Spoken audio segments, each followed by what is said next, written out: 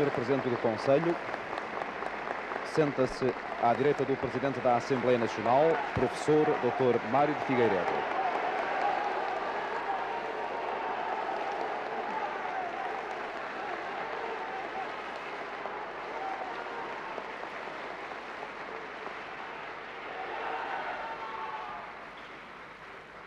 A ladear o Sr. Presidente do Conselho.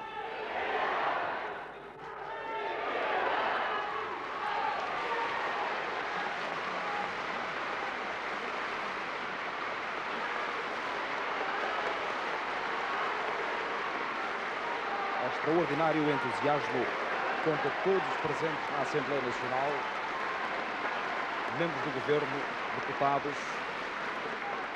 corpo diplomático e público acolhem Sua Excelência, o Sr. Professor Oliveira Salazar.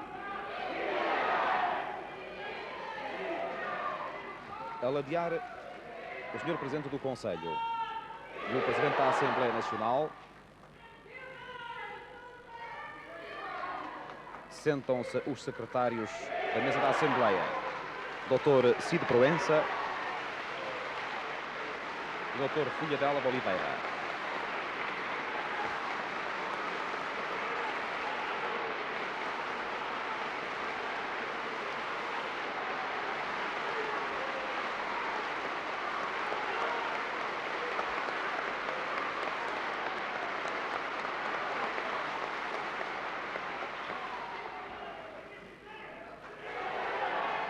Nas tribunas laterais, à direita da tribuna, os membros do Governo. À esquerda, a imprensa.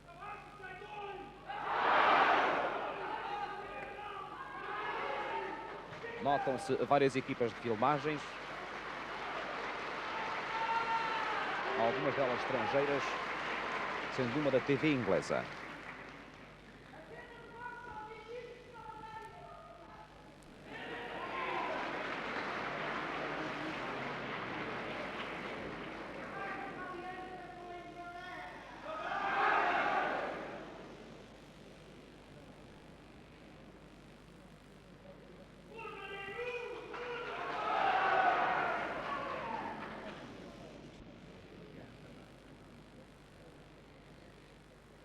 Vai usar da palavra o Sr. Presidente do Conselho, como é seu direito constitucional.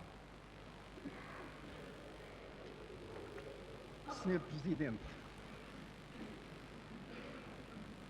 com as emoções das últimas semanas, sobreveio-me um acidente que me tirou a voz, ou pelo menos me não deixou a voz suficiente para uma leitura de certa extensão. Não devendo ser adiada a comunicação que o Governo deve aos portugueses sobre a invasão e a ocupação de Goa pela União Indiana, não me pareceu haver outra solução que não fosse comparecer aqui, entregar na mesa a minha exposição e pedir ao Sr. Presidente da Assembleia Nacional o obséquio de proceder à sua leitura para conhecimento dos senhores deputados e do país. Sua Excelência dará ao documento, na sua leitura, a expressão que eu não poderia dar-lhe nas atuais circunstâncias.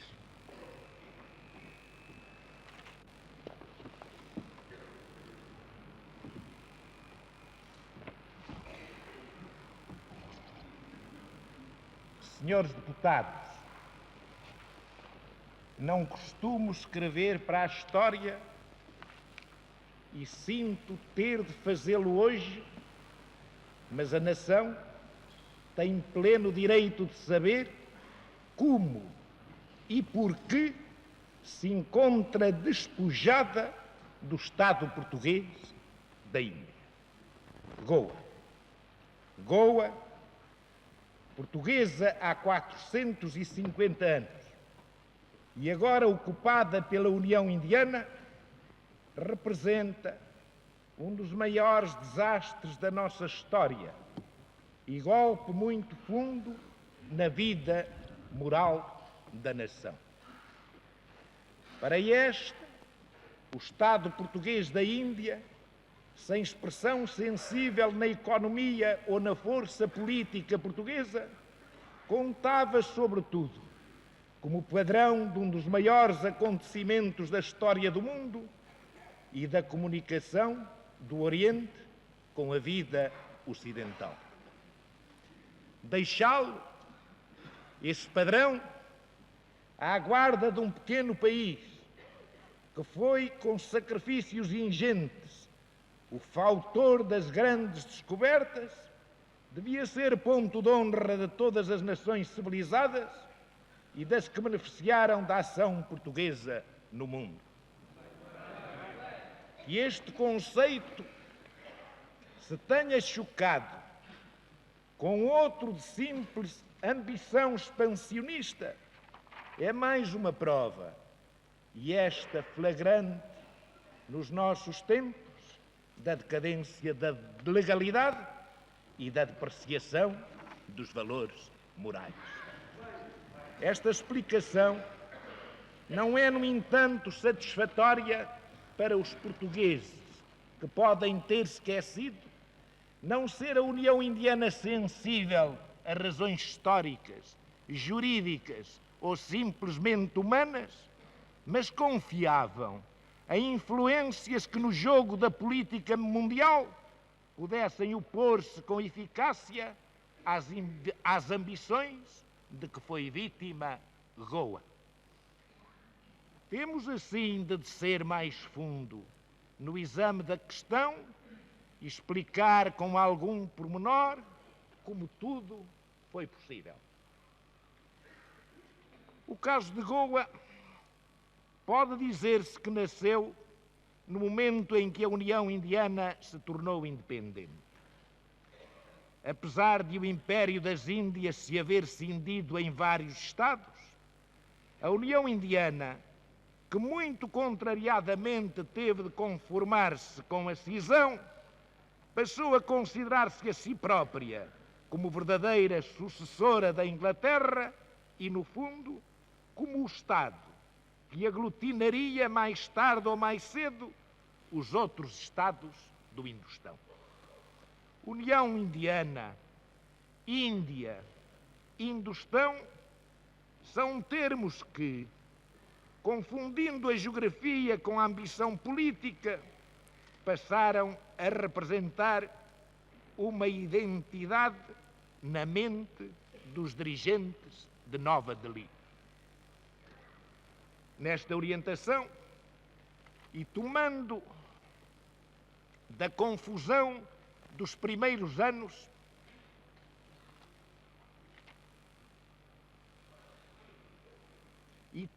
partido da confusão dos primeiros anos, a União Indiana fez um vasto trabalho de unificação por meio de acordos, de pressões e de conquistas, e detém a posse de outros territórios como Caxemira, mesmo contra os repetidos votos e a condenação formal das Nações Unidas. O primeiro-ministro da União Indiana, Pandita Nehru, é o representante máximo desta ideia imperialista, contra a qual se esboroam todas as outras que também diz professar: pacifismo, não violência, boa vizinhança. Não o embaraçam as contradições nem do pensamento nem da ação, que, aliás, alguns benevolamente atribuem às variações da opinião pública. Abusa do ilogismo, ou pelo menos a sua lógica é diferente da nossa. Os anos de Londres podem ter-lhe facultado traços de cultura europeia, mas não tocaram a sua formação de origem.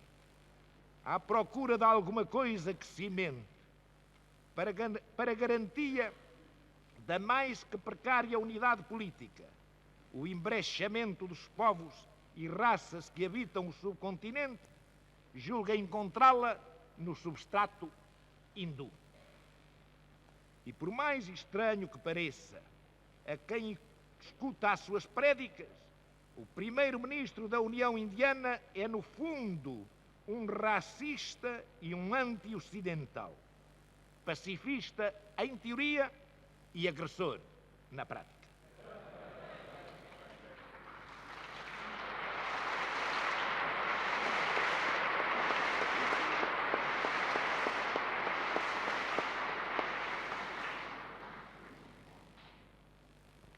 E agressor na prática.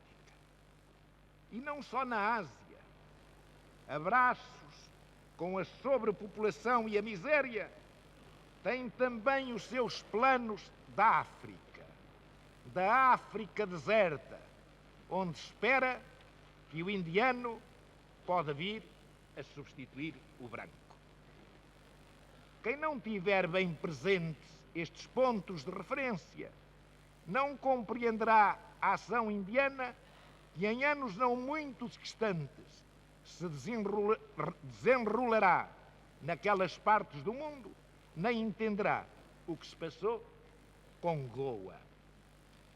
O Estado português da Índia foi sempre, como não podia deixar de ser, respeitado pelos ingleses na soberania de Portugal.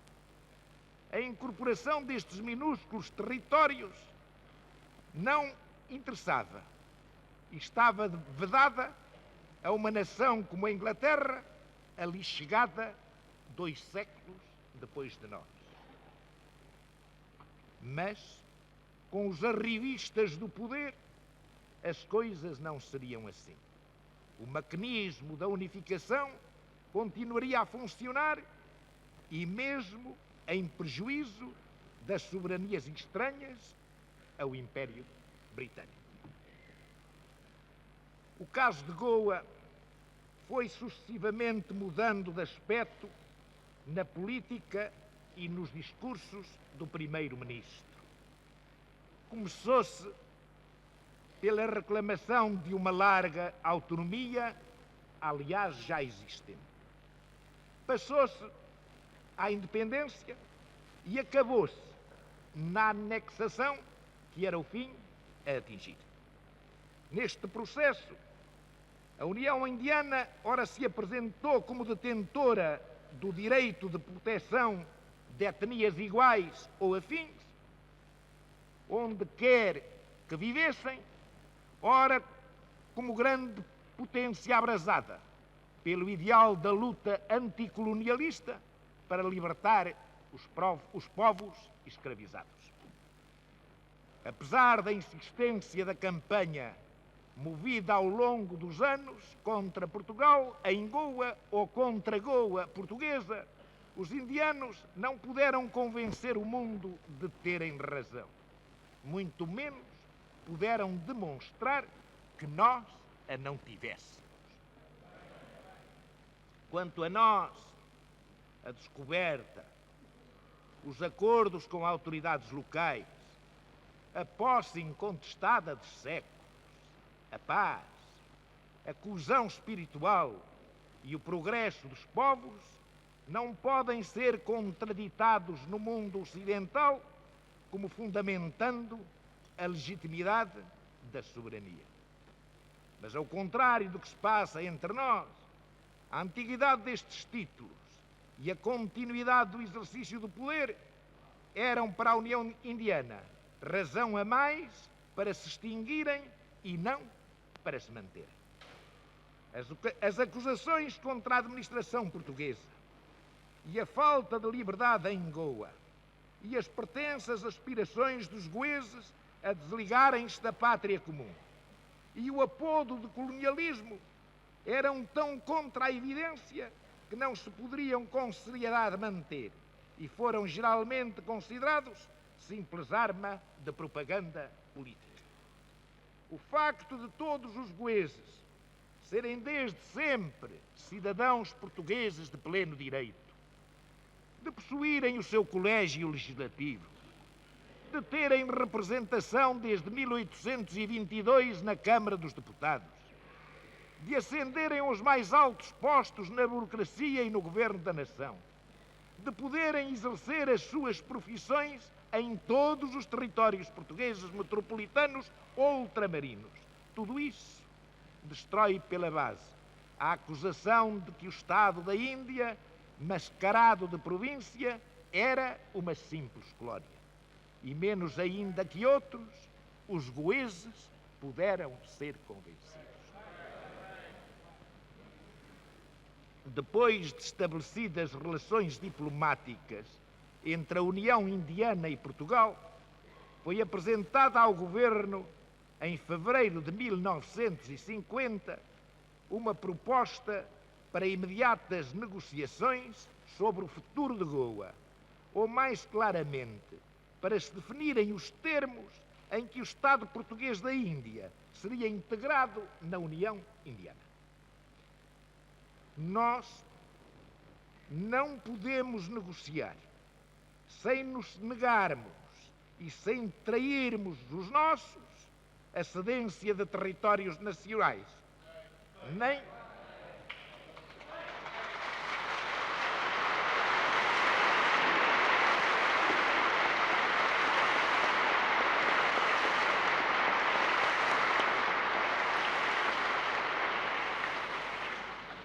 não podemos negociar a cedência de territórios nacionais, nem a transferência das populações que os habitam para soberanias estranhas. Legitimamente, apenas podíamos negociar a resolução dos múltiplos problemas que surgem da vida corrente de Estados vizinhos. Mantivemos, de começo a fim, esta atitude. Mas a única negociação que interessava à União Indiana e ela compreendia não era esta. E a que propunha era uma negociação para nós sem objeto possível. Sobre esta nossa atitude assenta a sequência das providências tomadas pela União Indiana contra Goa e os goeses, para os convencer ou para os dominar. É um imenso rol de violências sobre as pessoas e os bens, as convicções e a vida, que nos países civilizados nascem do estado de guerra e na União Indiana se consideravam oficialmente manifestações de política pacifista. Não vou referi-las neste momento. Seria impossível. Direi apenas que a posição portuguesa foi em todas as ocasiões não responder aos agravos e tentar vencer as dificuldades que nos eram criadas. A proibição do tráfego de pessoas e mercadorias por terra e por mar. O corte do caminho de ferro. A interrupção de comunicações. O encerramento dos portos. O congelamento de depósitos. A suspensão de transferências. As provocações dos satiagrais. Os ataques aos postos fronteiriços sob proteção das autoridades indianas. Os atentados terroristas e a ação de agentes subversivos no interior de Goa tinham por fim tornar insegura ou impossível a vida e fazer recair sobre Portugal a responsabilidade pelo sofrimento das populações.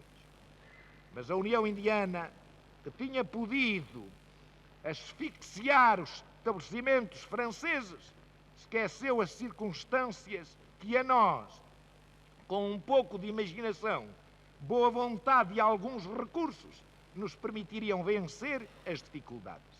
Era o mar largo em frente de Goa, Damão e Diu. Era o espaço aéreo que, sem violação abusiva, não podia ser perturbado. Com estes elementos, moldou-se nova vida para o Estado da Índia. Intensificaram-se as comunicações com a África portuguesa, com a metrópole e com o resto do mundo. Desenvolveu-se a economia da terra e a produção das minas. Apetrechou-se o porto de Mormugão, como talvez não se encontra em muitos outros na Ásia e seguramente não se encontram na União Indiana. Aumentaram-se as exportações. O caminho de ferro deixou de dar prejuízos e Goa pôde respirar e viver como se a União Indiana não existisse e não fizesse pesar sobre as fronteiras a sua hostilidade.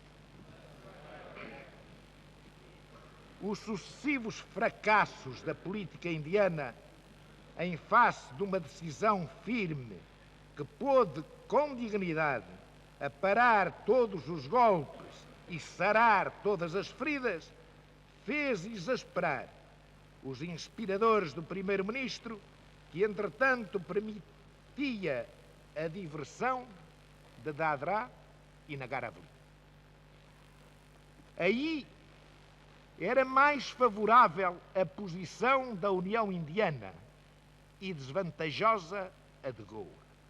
Os territórios constituíam enclaves, rodeados inteiramente de território inimigo, e o governo indiano, dentro do respeito sempre apregoado pela legalidade e pela paz, não permitiu mais as ligações. Não as permitiu, mesmo depois de o Tribunal Internacional da Haia, a cujo julgamento a União Indiana não pôde esquivar-se, ter reconhecido, em acórdão de 12 de abril de 1960, os direitos de Portugal. Para selar o completo desrespeito pela soberania portuguesa e o desprezo pelo veredicto da mais alta magistratura internacional, o Parlamento de Nova Delhi acabou por aprovar em decreto a anexação dos referidos territórios. Podemos concluir que nem na ordem dos factos, nem das razões expendidas, nem no terreno do direito e nas salas dos tribunais, nem nas mais altas instâncias políticas, como daqui a pouco veremos, a União Indiana, embora servida pelos poderosos meios da sua influência, pôde ganhar a Portugal. O nosso direito opunha-se às suas ambições e era tão simples, tão claro, tão inocente, que todos se viam forçados a reconhecê-lo e muitos a reconhecer-lhe as vantagens para as populações em paz entre si e no seio da nação portuguesa. Era demais. Batida em todos os campos, o único recurso que restava à União Indiana, visto não se libertar da sua obsessão em relação a Goa, era o emprego da força. E a única possibilidade nossa de o evitar era obrigá-la a montar uma operação em grande escala, com completo desprestígio do seu pacifismo e escândalo do mundo. Muito tempo se pensou na União Indiana que um simulacro de levantamento em Goa podia prestar-se a uma intervenção de simples polícia que o primeiro-ministro apresentaria ainda como serviço gratuito à paz. Era desconhecer as circunstâncias locais. De um lado, o moral da população, a ausência absoluta de conflitos raciais ou religiosos, o nível de vida, embora modesto, muito superior ao da União Indiana, a liberdade de que gozava no seu pequeno país, como se lhe referia, e, finalmente, a união de séculos com Portugal não convidavam à aventura de mergulhar, com interesses, nas contradições, com a nobreza da história, no pandemónio de lutas e miséria da União Indiana. Do outro lado, a vigilância das autoridades fazia fracassar todos os planos. Tal método não se afigurou viável, embora só tivesse sido abandonado no último momento. Agravada a questão pelas belicosas ameaças do primeiro-ministro da União Indiana e o começo de mobilização das suas forças militares, estava indicado se recorresse aos elementos políticos de que nos parecia podíamos dispor no nosso jogo. Daí as diligências dos governos de Inglaterra, Estados Unidos e Brasil. Temos com a Inglaterra velhas alianças consideradas plenamente em vigor pelos dois governos. Não vale a pena referi-las, porque o essencial para o meu objetivo se encontra na Declaração de 14 de outubro de 1899, vulgarmente chamada Tratado de Windsor. Nesta declaração foi expressamente ratificada a validade do artigo 1º do Tratado de 1642 e do artigo final do Tratado de 1661. O primeiro refere-se genericamente à aliança entre as duas nações. O segundo contém a obrigação do governo britânico de defender os territórios ultramarinos portugueses, em linguagem do tempo, todas as conquistas e colónias pertencentes à coroa de Portugal. Defendê-los contra todos os seus inimigos, presentes e futuros. Tem sido entendido pelos dois governos que a aliança luso-britânica não é automática, mas depende no seu funcionamento do casus foederis, ou seja, do juízo que cada um dos Estados forme da situação de guerra e da possibilidade de intervir.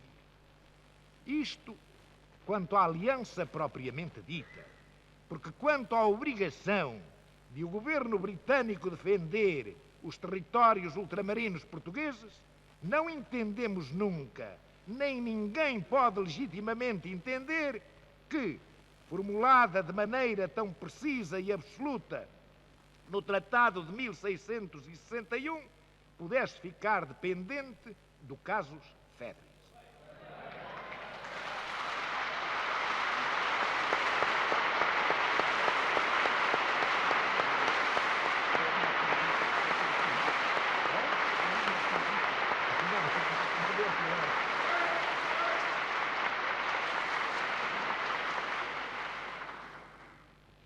Quer dizer que a obrigação de defender o nosso ultramar pela maneira adequada às circunstâncias não pode ser ilibida.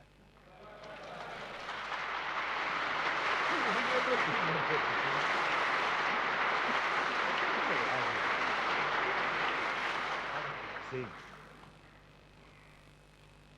Parece, porém, pretender desviar-se desta linha a interpretação britânica, segundo a declaração feita na Câmara dos Comuns em 19 de maio de 1958 pelo Secretário de Estado para os Negócios Estrangeiros, que se referiu à forma de aplicação dos tratados a territórios e a circunstâncias particulares sem a distinção que acima fiz. É peculiar à escola da prudentíssima diplomacia britânica, que tanto admiro neste particular, esforçar-se, mesmo nas mais graves circunstâncias, por obter compromissos concretos em troca de promessas vagas.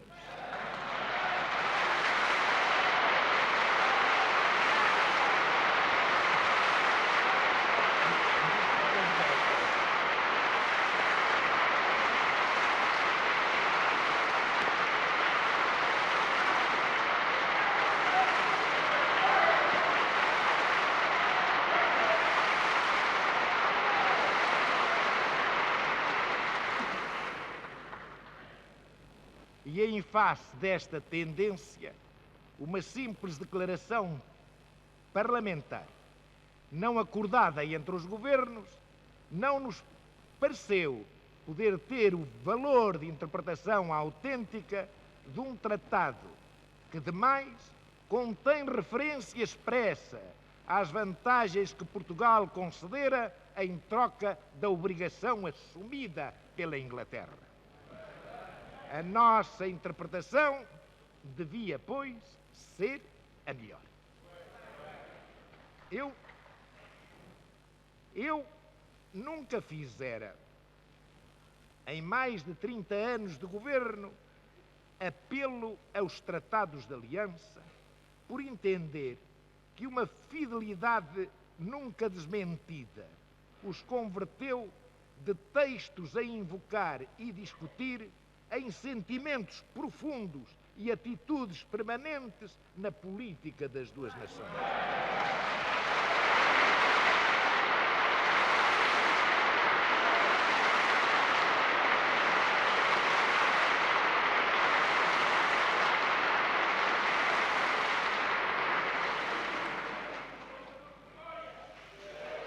Mas a Inglaterra sim,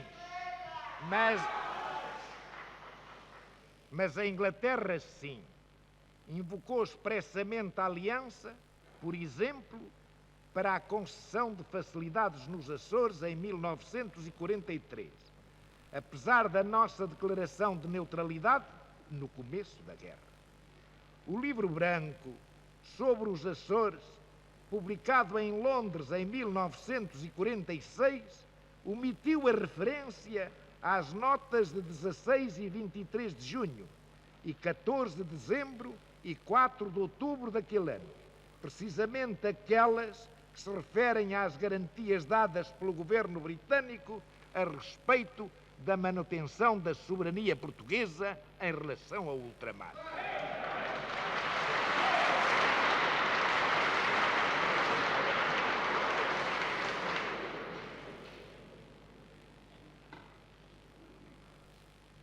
Verdade seja que a mesma prudentíssima diplomacia, embora não limitasse no tempo a garantia prestada, a circunscrevera indiretamente às ameaças ou riscos que derivassem das nossas concessões de então.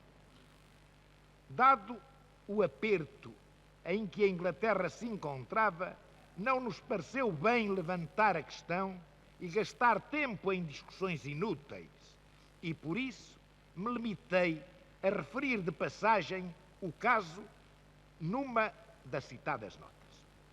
O certo é que, fossem quais fossem as limitações circunstanciais das promessas então feitas, a garantia genérica, ou melhor, os compromissos britânicos, continuavam a ser, sem contestação, os dos tratados de 1661 e de 1899, e por isso a esses nos reportamos quando resolvemos dirigir-nos à Inglaterra. A minha repugnância pessoal em solicitar serviços alheios, mesmo contratualmente devidos, tinha de quebrar ante a gravidade da causa. O que o Estado da Índia representava e continua a representar para a nação portuguesa não pode medir-se pela pequenez do território, mas pela grandeza da história.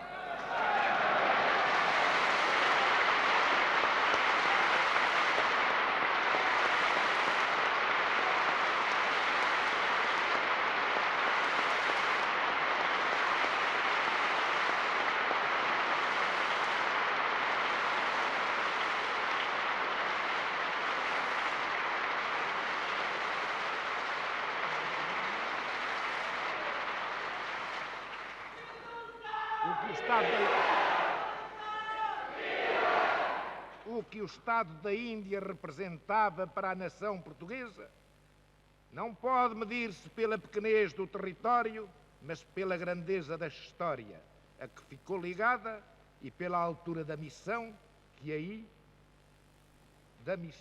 ali levou os portugueses.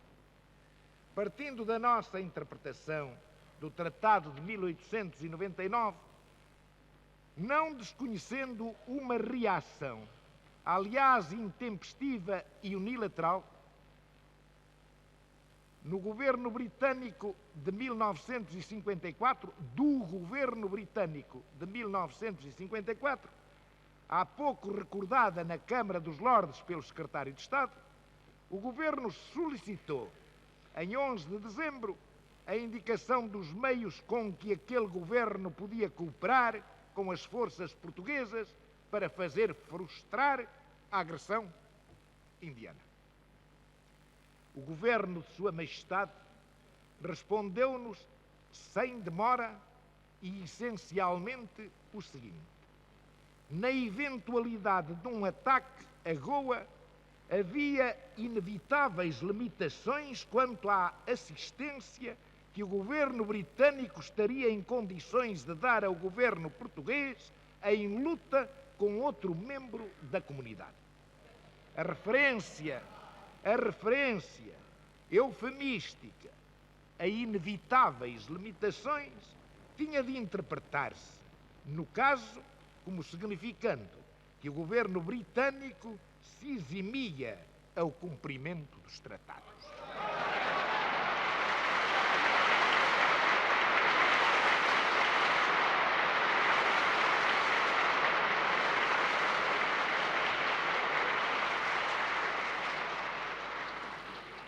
Eu sou dos que estão convencidos de que o governo britânico fez nesta emergência muito mais esforços e diligências muito mais prementes para impedir a agressão indiana do que os conhecidos através da imprensa ou a nós diretamente comunicados. E a razão é simples. Embora Goa nunca pudesse ser, para o entendimento britânico destes problemas,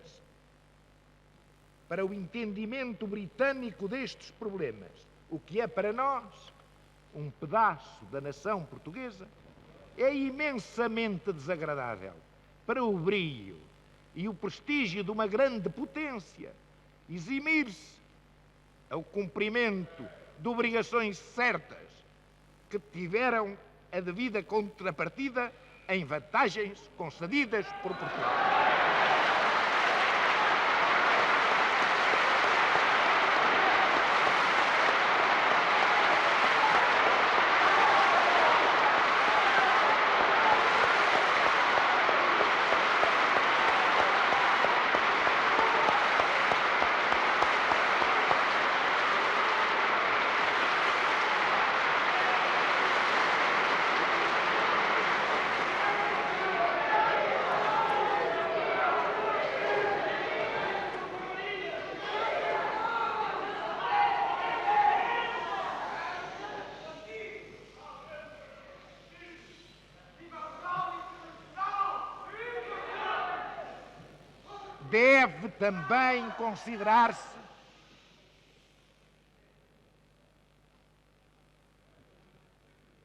Deve também considerar-se intolerável à educação e à moral individual dos britânicos que a Inglaterra venha a ver-se aumentada, no mínimo que seja, através da comunidade, com pedaços de território roubados ao seu mais antigo amigo.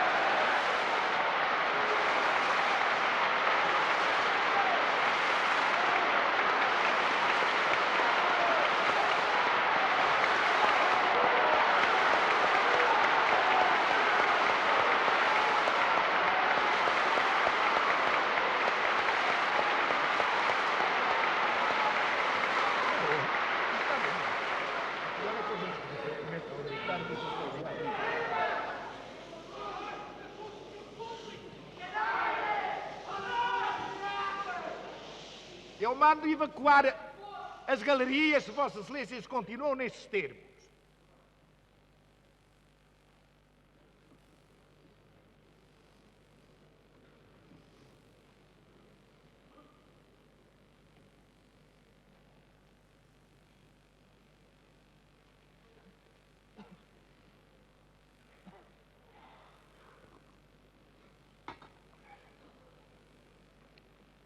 Mas, se as inevitáveis limitações agora invocadas significam a impossibilidade britânica de agir eficazmente no respeitante aos ataques armados dos membros da comunidade contra territórios portugueses, outro aspecto se deverá encarar. é que, dada a extensão da comunidade e a agressividade e ambições expansionistas dos seus novos associados, o governo português deverá estudar o conteúdo positivo que ainda resta da segunda parte da declaração para, em face das conclusões, determinar a sua atitude futura.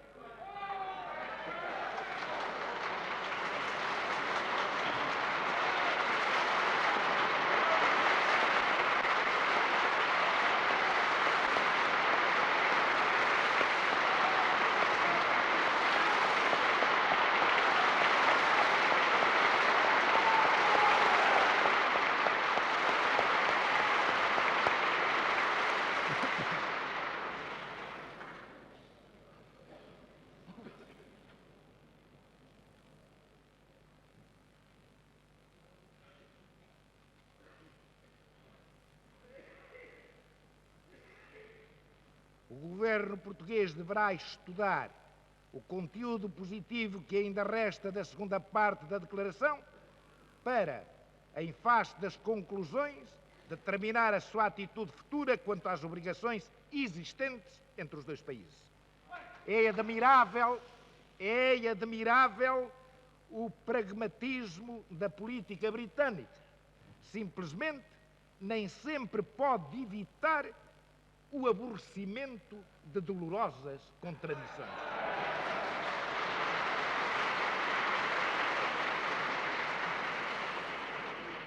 Não pedimos também ao governo britânico a autorização.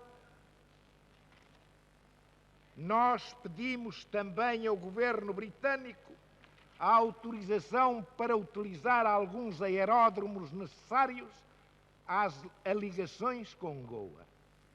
Tenho de lamentar que o governo britânico demorasse 8 dias a tornar-nos conhecida a impossibilidade de utilização, porque se não fora essa demora, nós tínhamos de certeza conseguido rotas alternativas e teríamos levado à Índia, a tempo, reforços de material e pessoal que nos pareciam necessários a mais prolongada defesa do território.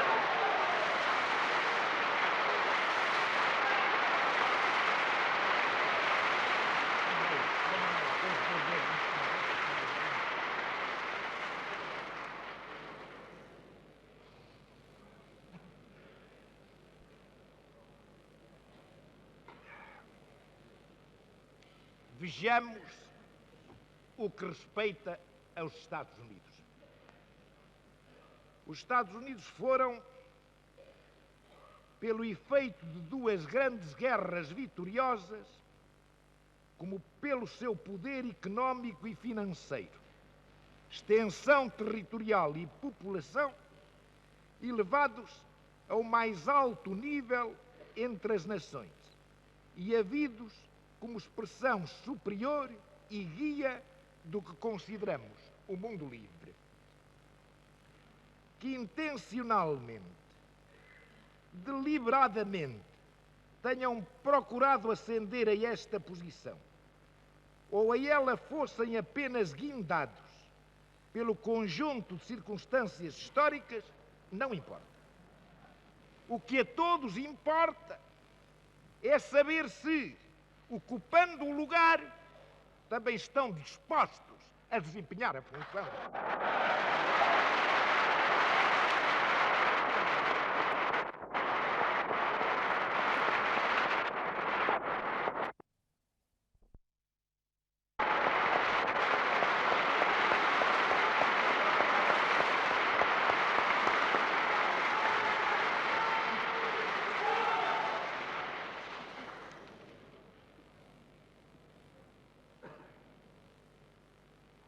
Por estes motivos e pelas relações especiais que entre nós se estabeleceram, exatamente para a defesa de princípios fundamentais da vida dos povos civilizados, pensou o governo que seria levado à conta de descabido orgulho não solicitar dos Estados Unidos a sua intervenção.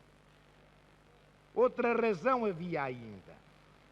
não posso deixar de revelar que em 7 de agosto de 1961, os Estados Unidos fizeram saber ao governo português o seguinte: o apoio dos Estados Unidos ao conceito de autodeterminação de modo nenhum implica o apoio americano a quaisquer aspirações intervencionistas ou expansionistas ou a ataques depredatórios contra territórios ultramarinos portugueses por parte de outras nações. Pelo contrário, os Estados Unidos, sem dúvida, se oporiam nos planos político, diplomático e nas Nações Unidas a qualquer tentativa de Estados vizinhos de anexarem territórios ultramarinos portugueses.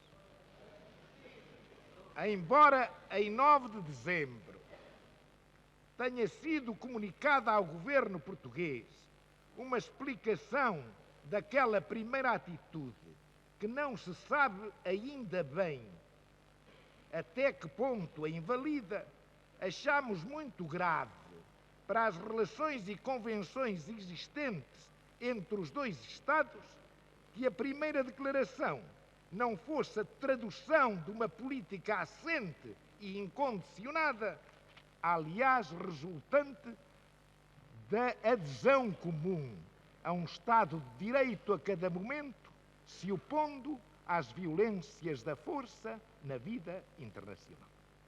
E assim nos dirigimos ao governo norte-americano. Este fez, de facto, as mais reiteradas diligências em Washington e em Nova Delhi, no sentido de dissuadir a União Indiana de atacar Goa. O presidente Kennedy terá mesmo escrito ao primeiro-ministro da União Indiana, e o último apelo dissuasório do embaixador dos Estados Unidos em Nova Delhi precedeu de apenas 2 horas a ordem de atacar. Não podemos pôr em dúvida a força destas diligências e das da Inglaterra. Nem o interesse político e ideológico das duas nações em que o Estado português da Índia não fosse, nem o interesse político e ideológico das duas nações em que o Estado português da Índia não fosse invadido para ser anexado à União Indiana por ato de guerra. Não só ambas temiam acabasse de desvanecer-se por completo a lenda pacifista da União Indiana, como receavam vir a verificar quão frágil e inoperante é o edifício tão amorosamente por elas construído e sustentado para preservar a paz.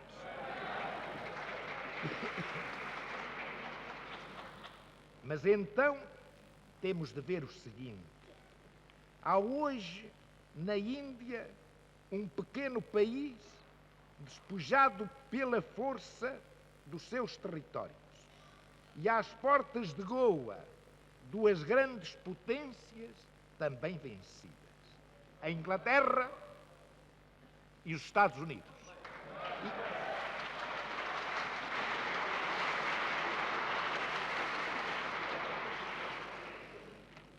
E isto pronuncia para o mundo uma temerosa catástrofe. É triste e desoladora a derrota dos pequenos, mas é incomparavelmente mais grave a impotência dos grandes para defender o direito.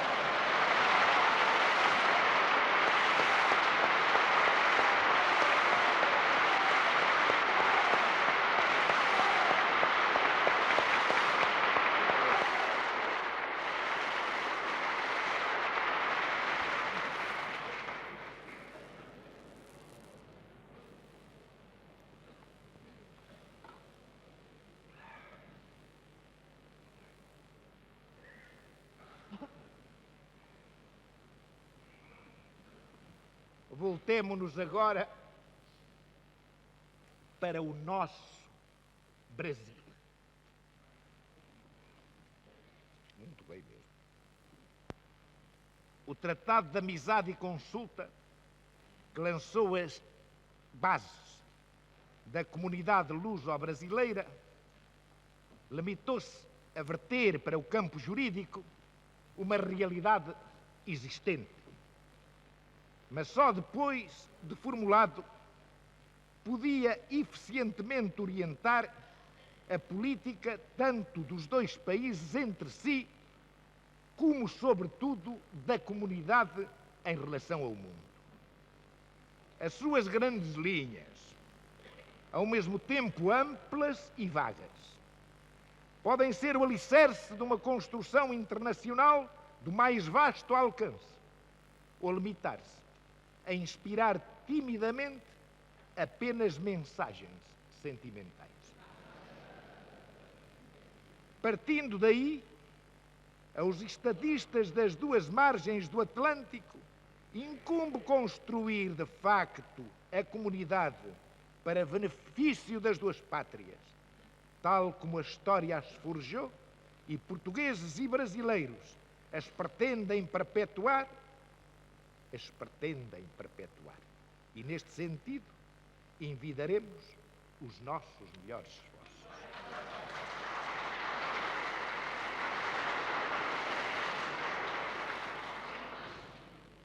O anticolonialismo é uma constante da política brasileira.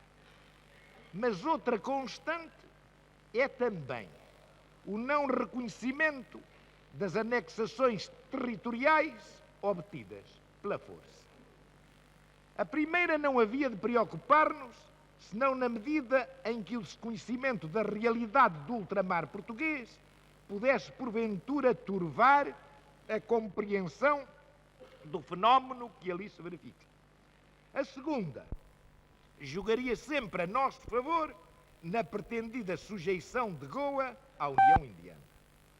Apesar de certas flutuações, estando verificadas no alinhamento do Brasil com os países afro-asiáticos, ao menos quanto à Índia, a atitude dos responsáveis pela política brasileira não tinha que sofrer qualquer mudança e situou-se sempre na condenação de qualquer agressão e, consequentemente, em não reconhecer o Brasil à anexação, que daí resultasse.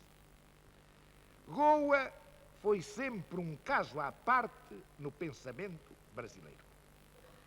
Nenhuma dificuldade ou resistência houve, portanto, que vencer para que o Brasil declarasse publicamente e por mais de uma vez o pensamento oficial a respeito dos ataques iminentes ou em curso contra o Estado português da Índia. E estamos convencidos de que a atitude tomada só traduziu o sentir geral da nação brasileira. Ter estado o Brasil encarregado da defesa dos interesses portugueses na União Indiana dava-lhe ainda especial posição para defender o povo de Goa contra a absorção que se preparava. A intervenção do Brasil, como as outras já referidas, foi também inoperante.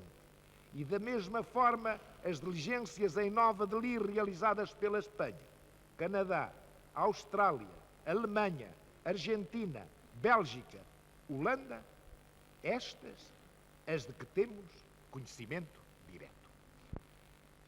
Além dos três países referidos, cuja atuação política era particularmente fundamentada, a chancelaria portuguesa procurou alertar as nações amigas em todos os continentes, mais como mobilização moral em defesa do direito do que a ação de que se esperassem efeitos decisivos. A algumas portas não foi mesmo necessário bater, porque a comunhão de princípios e a identidade de interesses apontaram sem hesitação o caminho. É de justiça pôr a Espanha em primeiro lugar.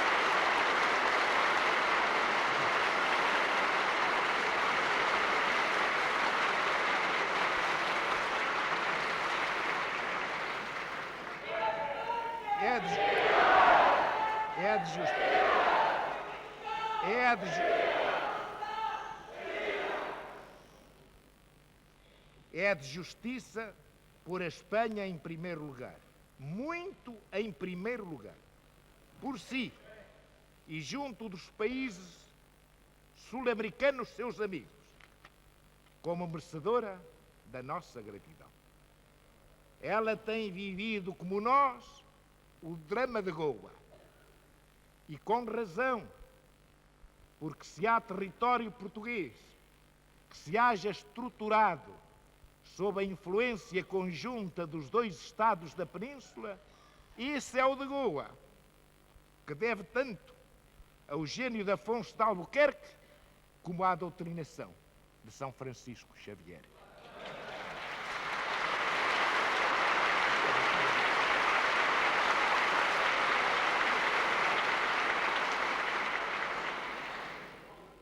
Além disso, numa Europa que ameaça desmoronar-se por ter perdido a confiança em si própria, a Espanha pôde revigorar ao fogo de uma experiência dolorosa a sua fé nos princípios da civilização que difundiu pelo mundo, e é um povo onde o grande e o heroico têm ainda lugar na vida e um sentido moral.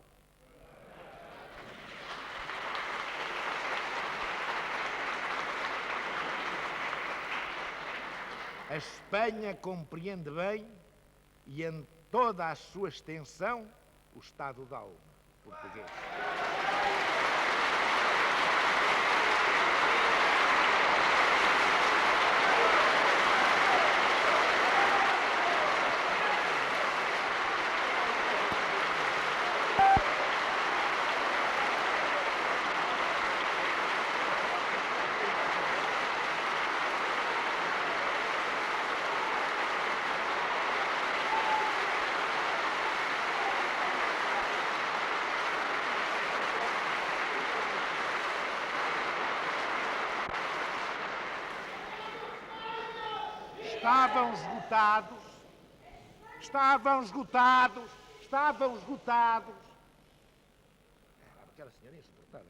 Estavam esgotados os recursos das nações individualmente consideradas para parar a agressão indiana.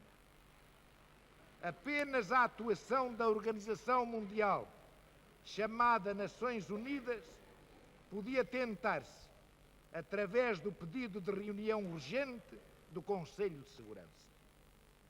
O estudo do problema e a experiência que vamos tendo do funcionamento do sistema não deixavam no nosso espírito dúvidas acerca da inutilidade do apelo. Mas, por um lado, a nossa presença na organização mal se compreenderia se a ela não estivéssemos dispostos a recorrer. Por outro lado, a maneira como havia de comportar-se seria uma prova gritante de que, nos termos em que funciona, já está a ser mais do que inútil, porque está a ser prejudicial.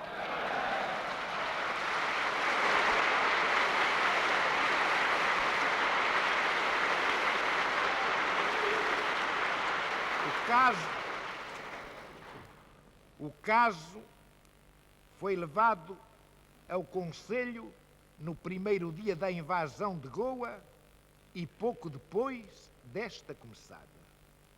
Tratava-se de agressão não provocada e de território ainda não ocupado pelo inimigo. Caso extraordinariamente simples para a aplicação dos princípios da Carta. A moção aprovada pela maioria de 7 votos, que mandava suspender as hostilidades, recuar as forças invasoras para os pontos de partida e fazer negociações para a solução do conflito, foi, porém, vetada pela Rússia e ficou, por isso, sem efeito. As atitudes naturalmente convergentes do Presidente da República Soviética, que em Nova Delhi incitara a invasão de Goa, e do representante russo no Conselho de Segurança, que vetava a moção aprovada, se mais uma vez lançavam a União Indiana nos braços dos sovietes, punham a claro a paralisia da chamada defesa coletiva contra a Rússia ou contra uma potência que a Rússia proteja.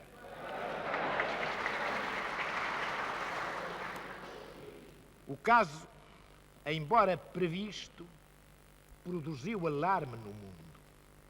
A declaração do delegado da União Indiana de que, com carta ou sem carta, com conselho ou sem conselho de segurança, com direito ou sem ele, o seu país prosseguiria o seu caminho, representou tal desafio aos fins e à estrutura jurídica da instituição que melhor seria dá-la logo ali por morta. Os Estados Unidos acharam que, de facto, o que se passava prenunciava o fim próximo da organização. Mas numa tentativa de consolidá-la, ainda se uniram no dia seguinte com todos os mais numa votação contra Portugal. E 2 dias depois apresentavam-se a confirmar à União Indiana o seu apoio financeiro.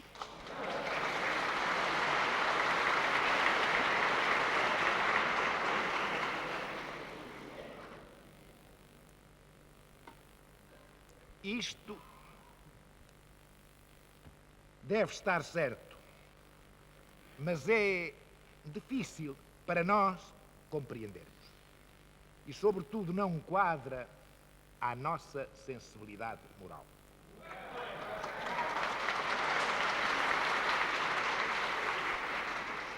É lícito perguntar o que estamos nós ali a fazer. Ou o que estão ali a fazer os que, não sendo grandes potências, não dispõem do favor russo, ou por causa da sua solidariedade com o Ocidente, atraem a aberta hostilidade do bloco anti-ocidental. Também se perguntará como fomos ali parar.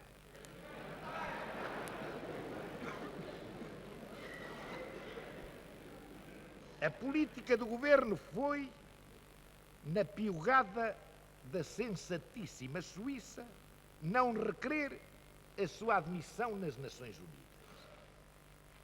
Fizemos-lo mais tarde, a pedido da Inglaterra e dos Estados Unidos, com o argumento da necessidade de reforçar a posição ocidental em qualquer emergência. Fomos, durante anos, vetados pela Rússia e entramos, depois, em trocos miúdos na organização. Verificando-se uma transferência de poderes do Conselho para a Assembleia Geral, dominado o primeiro pela Rússia e a segunda pelo Bloco Comunista e Afro-Asiático, as potências ocidentais, em que incluo a América do Sul, perderam toda a possibilidade de conduzir, com a sua mais larga experiência, os negócios da comunidade internacional, de moderar certos ímpetos irrefletidos, de evitar que o governo do mundo caia sob uma ditadura intolerável de paixões racistas e de irresponsabilidades.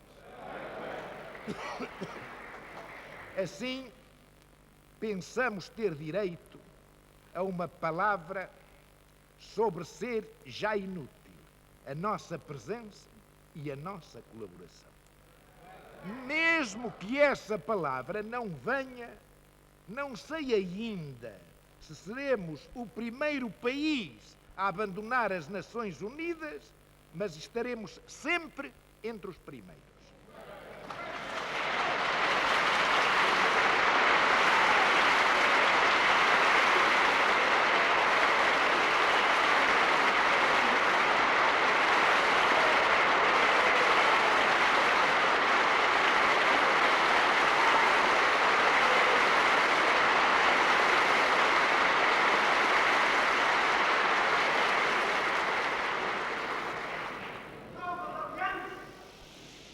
E, entretanto, recusar-lhes-emos a colaboração no que não seja do nosso interesse direto.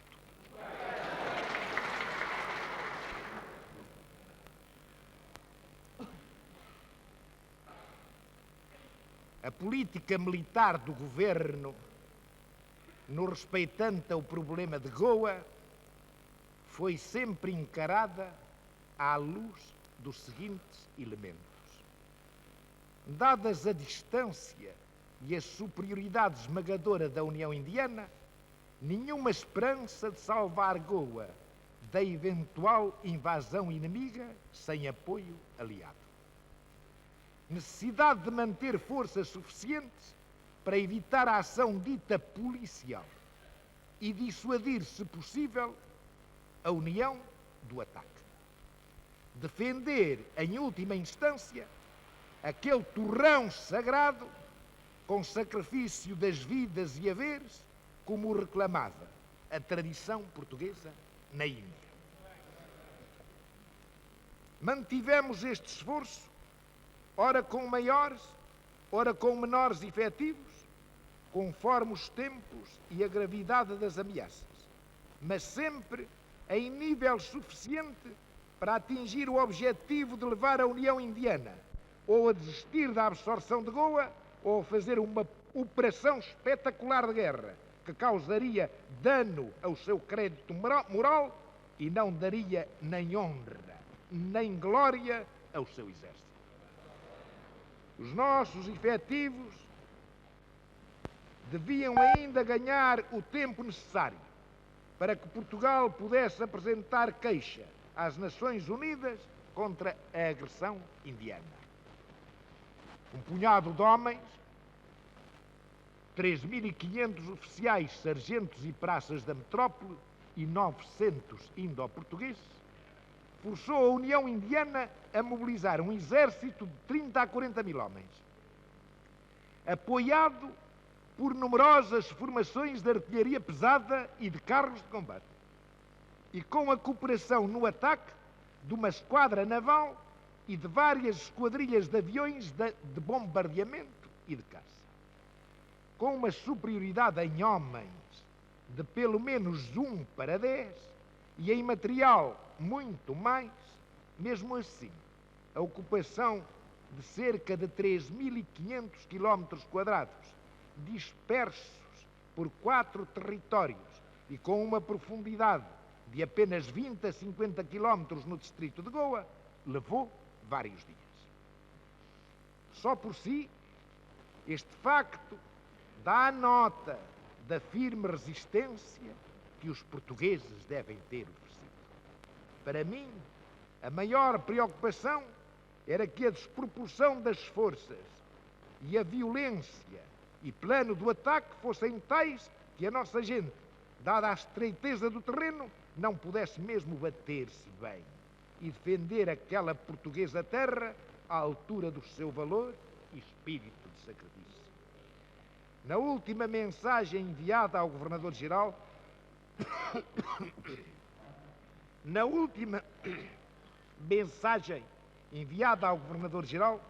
escrita sabe Deus com que amargura a alma, eu dizia termos plena consciência da modéstia das nossas forças, mas desde que a União Indiana podia multiplicar por um fator arbitrário as forças de ataque, havia de revelar-se sempre no final grande desproporção.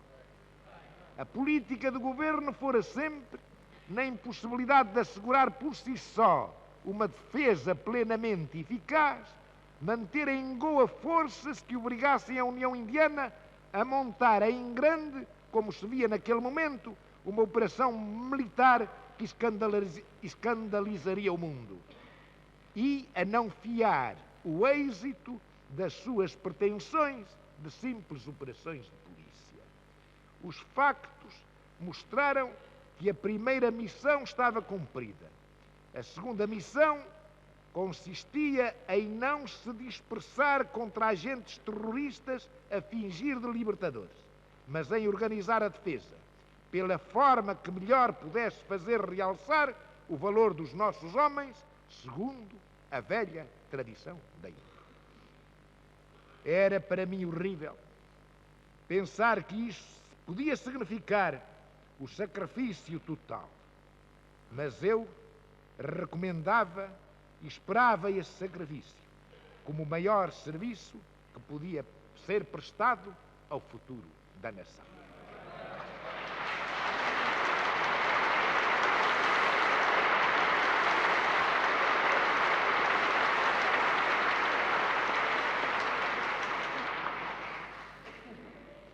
O governador ainda pôde responder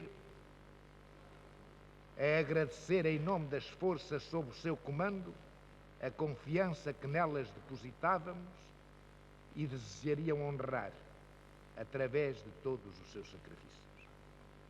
Não temos elementos suficientes para fazer ideia de como decorreram as operações terrestres e navais, como superou a resistência, como se fez a defesa.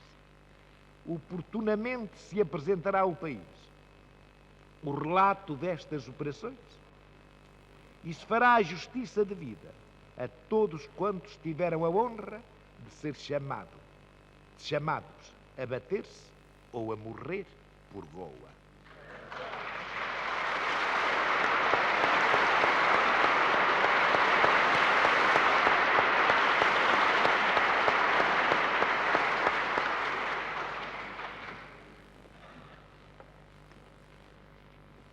Em face dos preparativos bélicos da União Indiana e, a seguir da sua agressão ao Estado português da Índia, notou-se uma reação violenta da opinião pública mundial.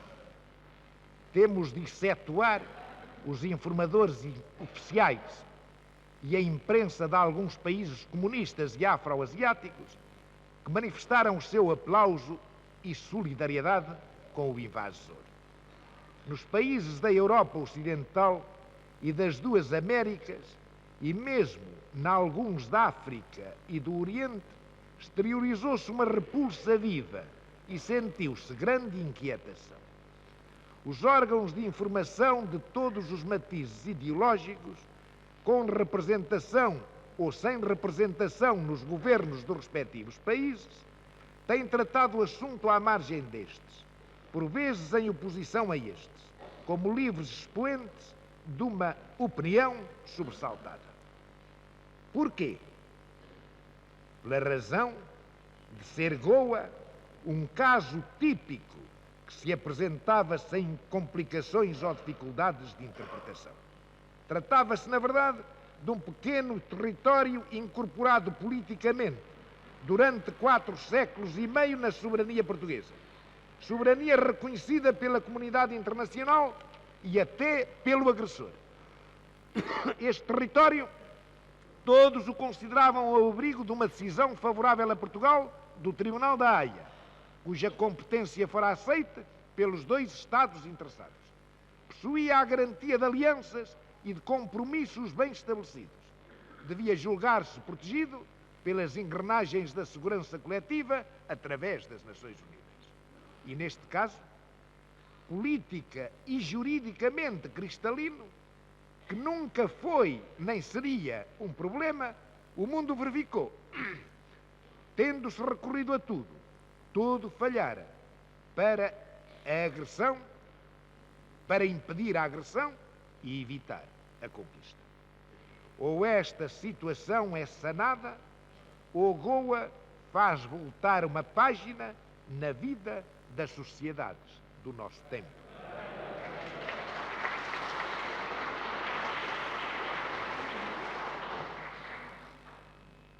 E assim se pôs um problema de ordem geral.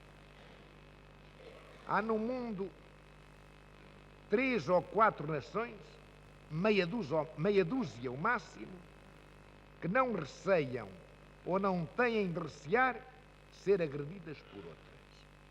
Mas todas as mais vivem do consenso unânime de que a sua independência e integridade são respeitadas ou então à mercê dos mais ambiciosos e fortes.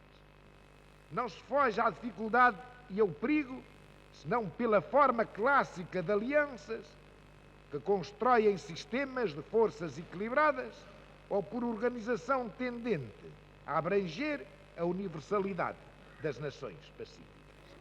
Simplesmente, no primeiro caso, é essencial o cumprimento dos tratados e, no segundo, a fidelidade aos pactos, e a crise moral em que nos debatemos não assegura nem uma coisa nem outra.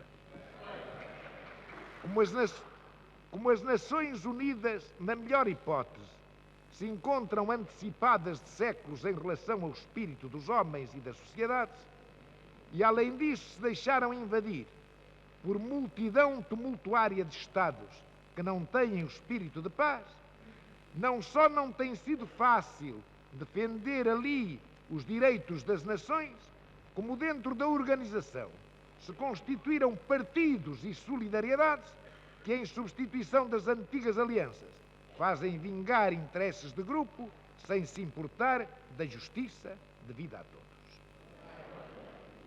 Quando se perde de ideia que para conservar a paz é necessário estar disposto a bater-se por ela, quando se confiam os destinos da comunidade internacional a maiorias que definem a política que os outros têm de pagar e de sofrer, quando por sistemas se transige e se recua diante dos que, não tendo experiência nem responsabilidades, podem ser ousados sem custo e revolucionar continentes, temos de interrogar-nos a sério sobre se vamos pelo bom caminho. O que se viu conosco agora legitima de facto a ansiedade das consciências e a inquietação das sociedades mais sãs. O homem da rua, que não pode elevar-se às altas congeminações dos filósofos e dos políticos, mas tem a ambição de ganhar a sua vida e conservar em paz o seu lar, vê o problema com a simplicidade do bom senso. E esse bom senso indica-lhe que as coisas não estão certas quando os criminosos são erigidos em juízes e ousam ainda condenar as pessoas de bem.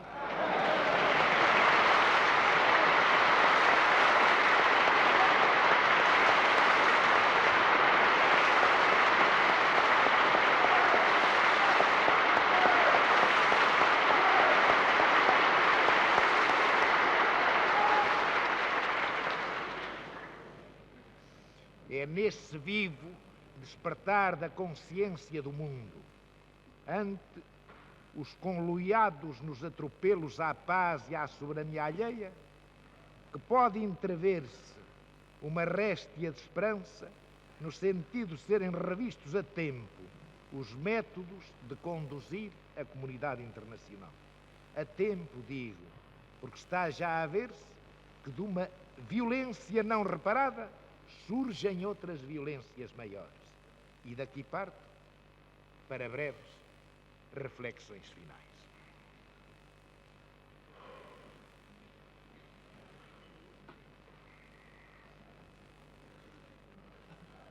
Pois que não aceitamos a validade do facto consumado, a questão de Goa não terminou.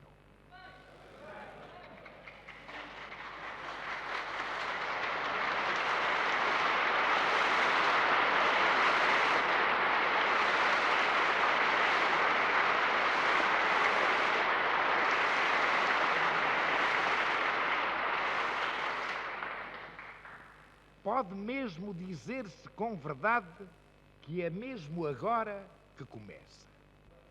As razões que nos impediram de negociar a cedência dos territórios do Estado português da Índia são as mesmas que em absoluto nos vedam de reconhecer a conquista.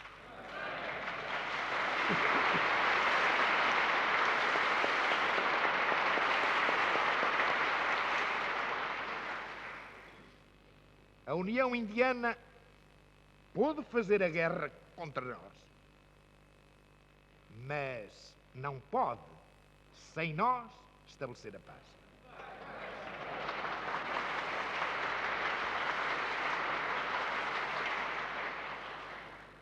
Da mesma forma que não houve rendição de forças nem entrega de barcos, também não pode haver tratado que reconheça a soberania da União sobre aqueles territórios.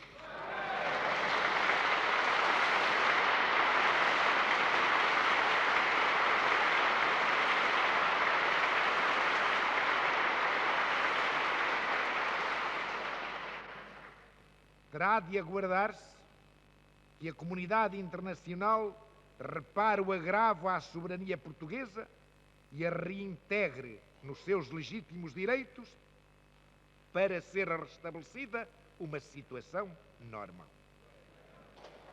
Por este motivo, vai ser submetida à Assembleia Nacional proposta de lei com o fim de se assegurar o funcionamento dos órgãos do governo daquela província nas presentes circunstâncias.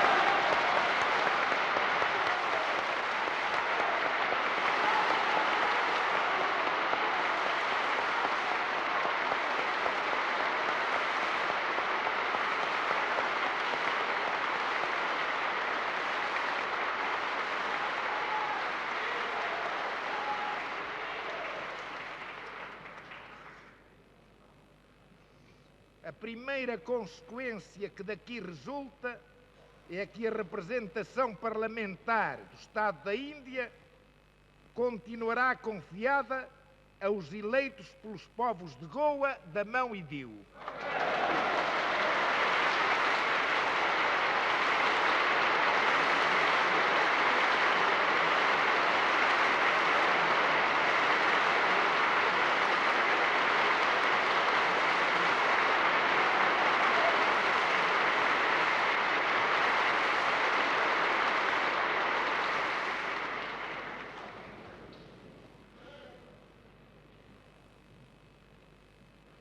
A Câmara não terá objeção quanto à presente legislatura e, de futuro, há de encontrar-se meio de conferir e tornar praticável o direito de escolha aos goeses que, vivendo fora dos territórios ocupados pela União, mantenham a sua dedicação à pátria portuguesa.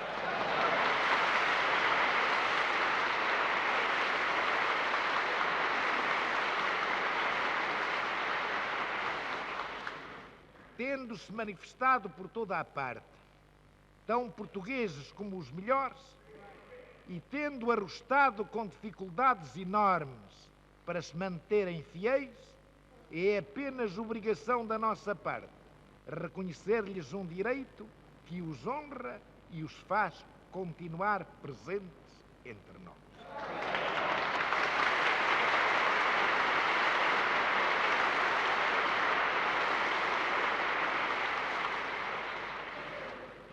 A segunda consequência é que a cidadania portuguesa deverá continuar a ser reconhecida de direito e de facto aos goeses, independentemente de lhes vir a caber dupla nacionalidade por imposição unilateral da União Indiana. Não podemos prever o procedimento da União quanto a esta e a numerosas outras questões que vão emergir da ocupação de facto dos territórios portugueses. É bem possível que nestes primeiros tempos uma política de aliciamento e captação seja prosseguida pelas autoridades ocupantes. As dificuldades surgirão para uns e para outros quando o programa de indianização de Goa se chocar com a cultura dos goeses e o primeiro-ministro verificar que uma individualidade própria foi ali criada através dos séculos pela interpenetração de culturas e pelo cruzamento de raças. Penso que as violências vão ser em proporção das dificuldades e que, a demorar muito a reintegração de Goa, se siga à expoliação e à forçada igualdade na pobreza, a perda de liberdade, que quanto à língua, à religião, à cultura, diminuirá os goeses. É de esperar, por isso, que muitos desejem subtrair-se às inevitáveis consequências da invasão, e todos hão de ser bem recebidos em qualquer parte do território nacional.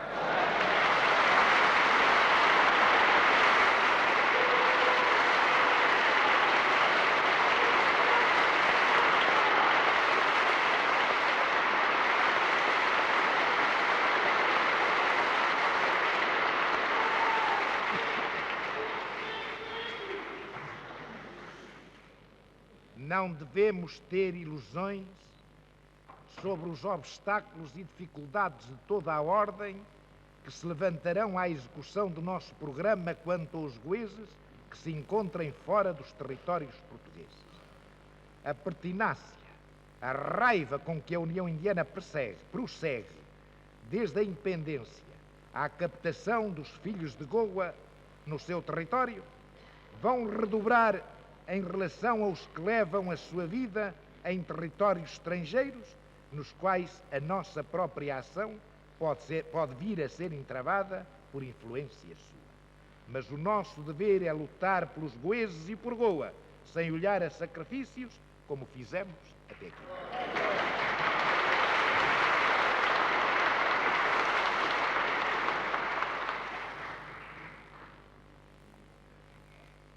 Uma pergunta desejava ainda fazer. Em face dos factos, não será lícito duvidar da justeza dos caminhos por onde foi conduzida a nossa política com a União Indiana no respeitante a Goa? Respondo com outra pergunta. As outras soluções que se nos deparavam, que resultado teria?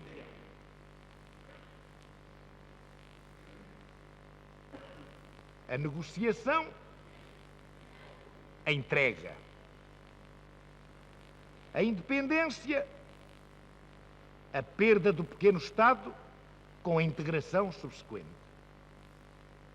A constituição de uma federação com o Estado independente de Goa faria regressar a questão ao princípio, por ser considerada esta fórmula como a continuação do nosso colonialismo na Índia. Em qualquer destes casos, perda irreparável e sem esperança. E nós devemos continuar a esperar.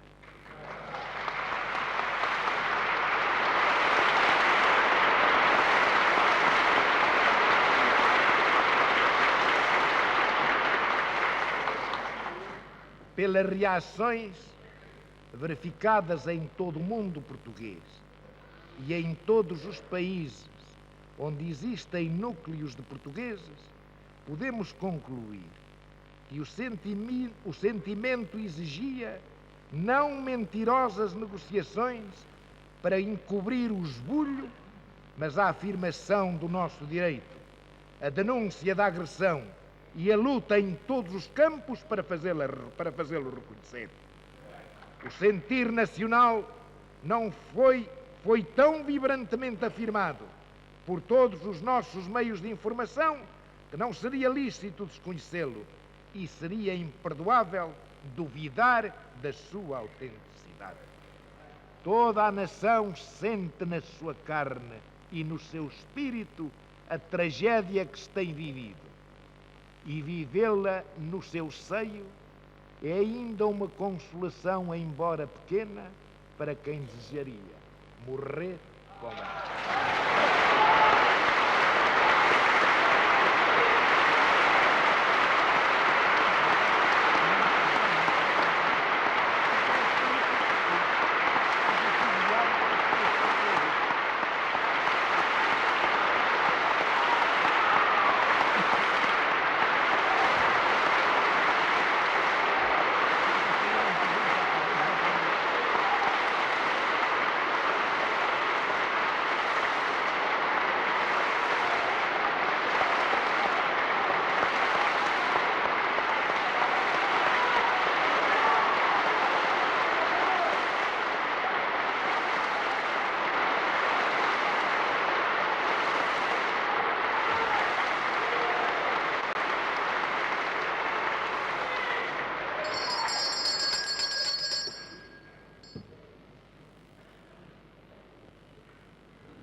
Vou levantar a sessão. Continuará O Sr. Presidente da esta Assembleia sessão Nacional, professor Mário de amanhã Figueiredo, com a mesma vai encerrar ordem a do sessão. dia E a Rádio Televisão Portuguesa vai dar também por finda e a sua transmissão direta que da efetuou propriedade do Palácio da Assembleia Nacional. Está encerrada a sessão. Estiveram presentes nesta sessão quase todos os membros do Governo, corpo diplomático, muitos repórteres jornalistas e muito público. Entre os deputados é justo salientar a presença do Dr. Crisónimo Furtado, representante do Estado português da Índia, e o único que se encontrava na metrópole à data da invasão violenta dos nossos territórios das forças agressoras da União Indiana. Este